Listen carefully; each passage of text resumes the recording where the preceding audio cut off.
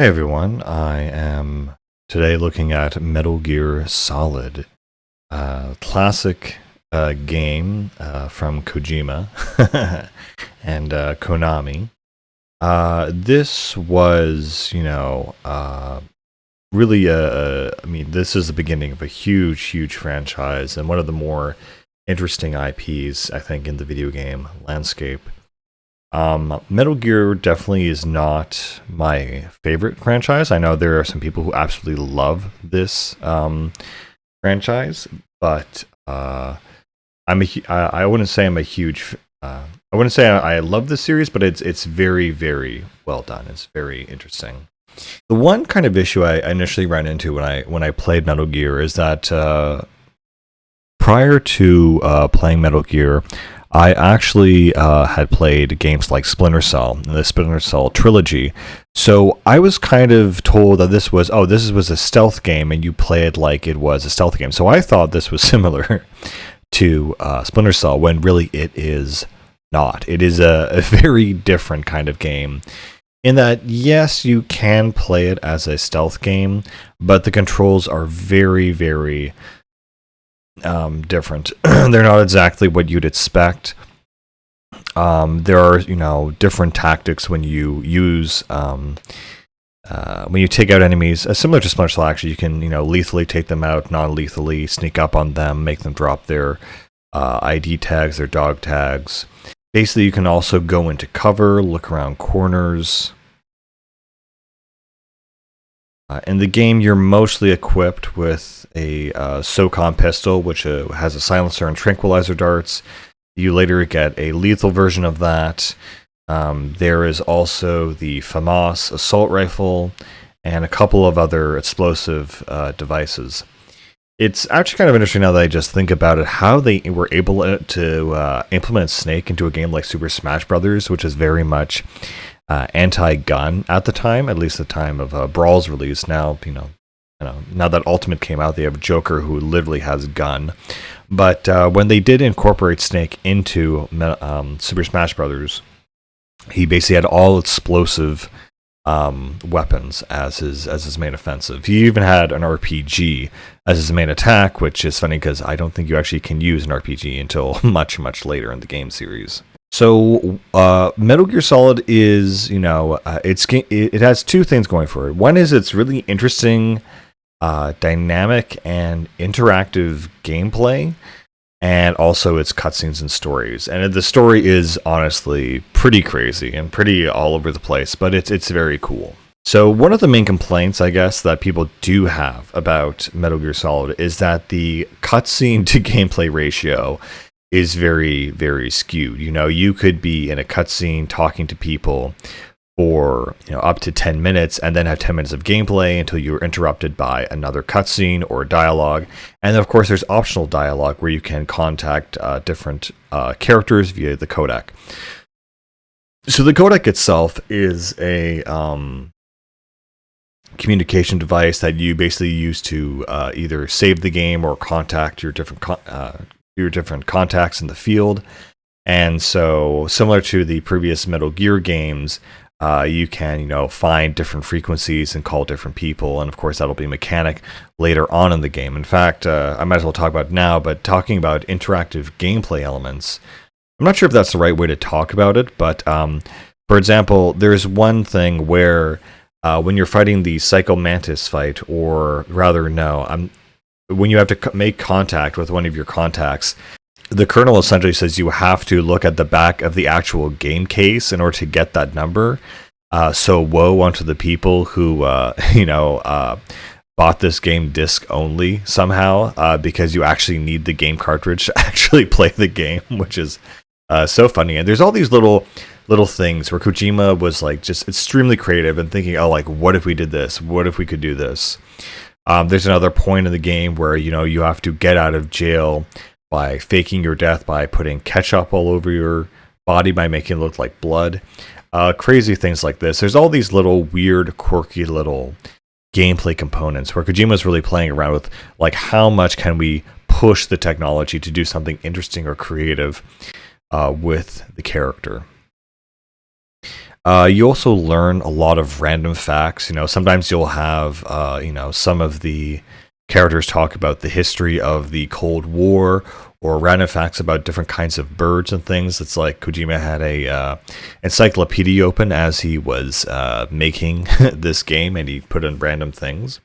So there are quite a lot of interesting little tidbits in Metal Gear that do kind of try to relate to the real world. Something Kojima has always kind of done in his work is try to make it relevant to the real world and real world facts, and try to really push the story in a direction that seems almost realistic.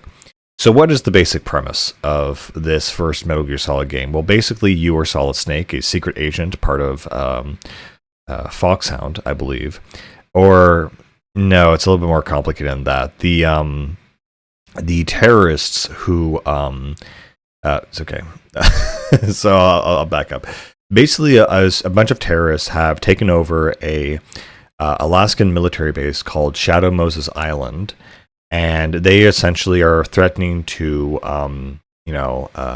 use a bunch of, it was the place where they're storing their defunct nukes, and they're planning to launch it at the United States, and sort of call for ransom if their demands were not met. And all of these terrorists are ex-members of Foxhound, which was a secret military unit working for the US government. So you're brought in to kind of infiltrate and take them out.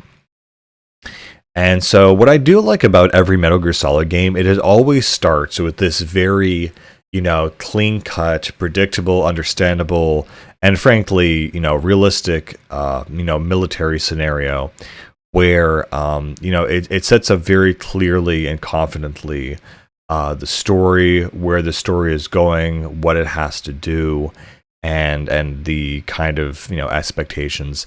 And then slowly, about after a few hours of gameplay, once it kind of settles in the player into like, okay, this is a cool military normie operation, after a couple hours it slowly begins to descend into Kojima land, which is, there are now soldiers with telekinetic powers, and sentient tanks, and weird mechs and all this other crazy stuff. But I think Metal Gear is very smart, because the way it markets itself and the way it presents itself is that it's a serious, very easy to understand premise, and that kind of gets in all, the average person, and then later it kind of descends into the madness that we are used to, and the creative madness that Kojima can operate. The story in this game is also incredibly crazy. I should have mentioned that, the gameplay is interesting, because even though this is a stealth game, it takes a top-down, almost isometric approach. You can go into first person, but for most of the game, you're actually in a top-down stealth approach, which is really odd and a little bit frustrating at some times. They changed this in Metal Gear Solid 3, but for the first two games, this is what you're dealing with. The other thing you have is your minimap, which serves as your main radar. Enemies will show up as little yellow dots with vision cones, so you can know where they're looking and where they're moving at all times, really, which is a great advantage. If you are detected, though, or seen, the entire game will go into alert mode, which have three phases. There's caution and alert. And in alert mode, what essentially happens is that the entire base is on alert. The enemy is looking for you, essentially, and will shoot you on sight. In caution mode, they've lost sight of you, and if you're hiding in somewhere like a locker or the famous cardboard box of the series, that meter will slowly deplete until you are free to continue exploring. Some of the basic moves that Snake has is he can do a forward roll to knock out an enemy. He can also do a 3-combo punch to knock them out. There's a couple different statuses that the enemy can go to. One of them is the knocked out state, where they have a bunch of stars above their head, and they will wake up maybe after around a minute. And they also have the sleep effect, which allows them to basically be knocked out for a much longer period of time, to the point where you don't really even have to worry about them. They might as well be dead. But they can wake up if you spend too long in that environment. again, there's a bunch of things that Kojima has always programmed into his games, which seem just, frankly, kind of insane. There are also things like security cameras you can take out with chaff grenades and disrupt the electronic thing temporarily.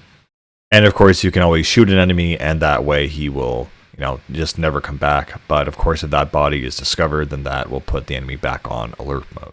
Another thing you can do is you can always sneak up behind enemies and put the pistol to the back of their head. It is kind of weird because I've never really seen something where you hold down the square button to aim your gun, and when you release, it goes off. So you have to press another button to cancel that action. It's a really weird mechanic, I guess. That is really, it's just generally weird.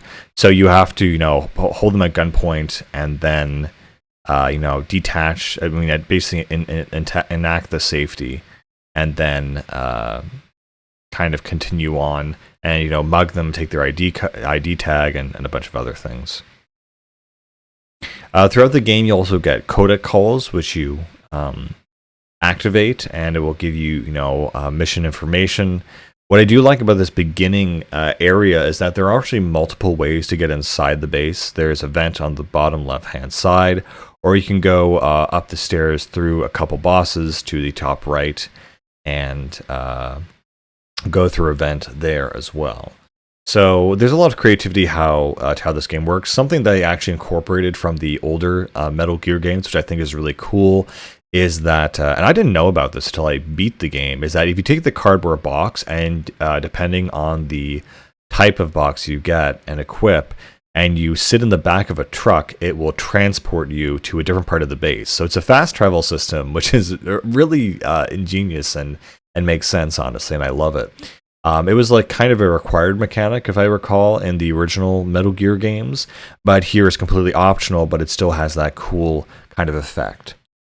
I mentioned in the codec calls, you can also change the frequency, so there are certain times where you're going to have to, dial into a specific number to contact, a secret character or different things like this. The way they, start the game, the fact that you have no weapons is that it's mission OSP or SOP, secure on site, or hold on. It's on-site procurement. So that's how they rationalize. When you start out at the game, you don't have any weapons, and you basically pick up everything as you go along. And by the end of the game, you have things like rocket launchers and all these other really cool stuff. There are also, again, just very strange mechanics. You have a breath meter. You have a grip meter, which you can actually increase. You can get it to grip level 3 of all things, which I just find is the funniest, weirdest little detail that you can like RPG stat increase your grip strength, and it's completely pretty much useless except for the last area of the game. And your initial goal in this first part of the game is to rescue the DARPA chief, and yeah, the game just goes crazy in terms of its story.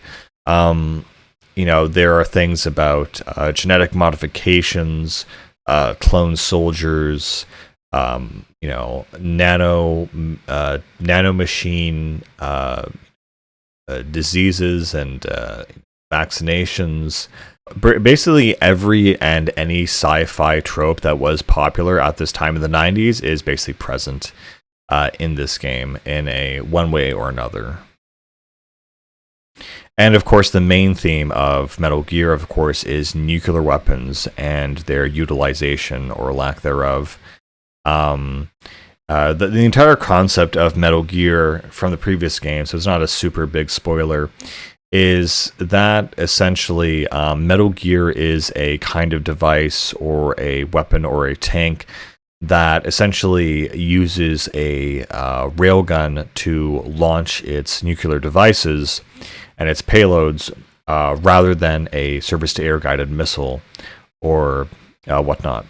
And the basic premise of this is that this technology serves as, I believe in their words, a Metal Gear in the evolution of warfare, that it is the next step in technological evolution that will allow for the warfare to evolve essentially. And the point of that type of payload delivery system is that it's not detectable by other rockets because there is no heat signature. It can just basically lob it anywhere around the continents or the globe, and it's completely uninterceptable. And that's what makes it so terrifying as a technology in this world. Of course, I might as well get into it now, but of course, Hideo Kojima, is very much influenced by movies and American cinema. And one of his big inspirations, of course, is Escape from New York and Escape from LA. You'll notice that the character, whose name I believe is actually Snake Plissken, not only looks exactly like Snake, but also the premise is essentially kind of the same. Well, in the movies, they kind of have this thing where they go into like a technological dark age, or there's a threat of going into a technological dark age to destroy the ruling elite. Even though you can sneak around, the only reward for doing so, besides having increased difficulty from the enemies, is that you get a certain ranking at the end of the game, as well as some other kind of nice bonuses. But you can, if you really want to, go completely full-on action hero and just mow down everyone you see and just forget about the whole stealth thing. Which there was also a remake of this game on the GameCube of all platforms. I mean, that's why Snake got into Smash at some point, and it was called the Twin Snakes. And essentially, it had updated graphics, mechanics, a couple of Easter eggs. A lot of cool things going on. And of course, this is the game that has the famous, exclamation mark sound effect to it. Something else I should mention about the Metal Gear series is the music. The music in this game is really, really impressive, actually. From the main theme to, I think what most people remember about this first game actually is the end theme. It sounds more like a movie or anime ending. It has, this sort of chorus and very vocal, almost mystical kind of tone to it. Something you might expect to see again in a movie. And it kind of ends on this note about the meaning of life and the philosophy of what is worth living and why we do it. Again, the game tries to take itself very seriously while also having the most off the wall sci-fi ideas being implemented at any point. The 4 bosses in the game are kind of fantastical. You'll have one guy who's a minigun and a tank, another one who is a sniper, another one who uses a psychic attack. I think the Psycho Mantis in this game is pretty much the most renowned and most memorable initial Metal Gear character, because he also is the first boss. But they do this like little gimmick where have the character read your memory card, and he will, if there's another Konami or other games in there, he will mention on it, like Castlevania, Symphony of the Night, and he says, you're such a, I know, mention on the amount of saves you've made. In the GameCube version, I think you would say The Legend of Zelda Wind Waker. The amount of funny little Easter eggs that are just in the game in itself, and the amount of little funny things you can do are just really amazing. It really has a hyper creative vibe to it.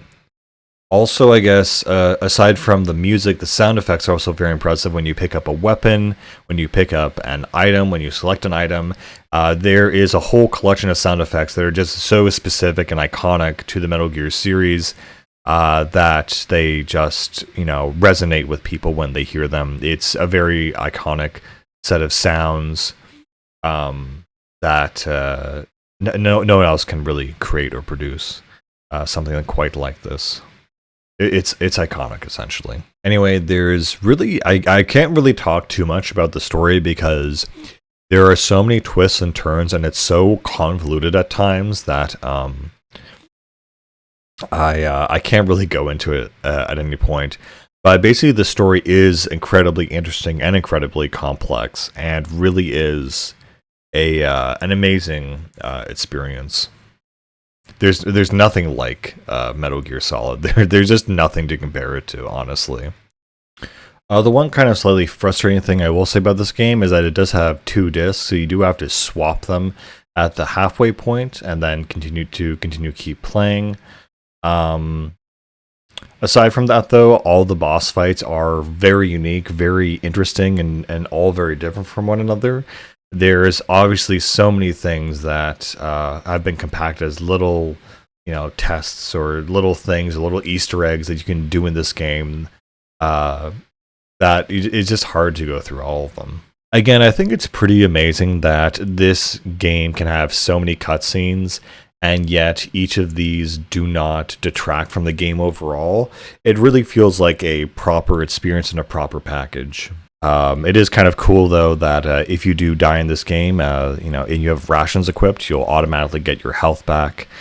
There's just a lot of weird little small details throughout this whole game that are interesting to get. Also, yeah, for example, if you unload your clip, you'll automatically reload it if you have ammo. But if you double click and unequip and re-equip the weapon, it also reloads. Again, there's just a bunch of really weird things you can do.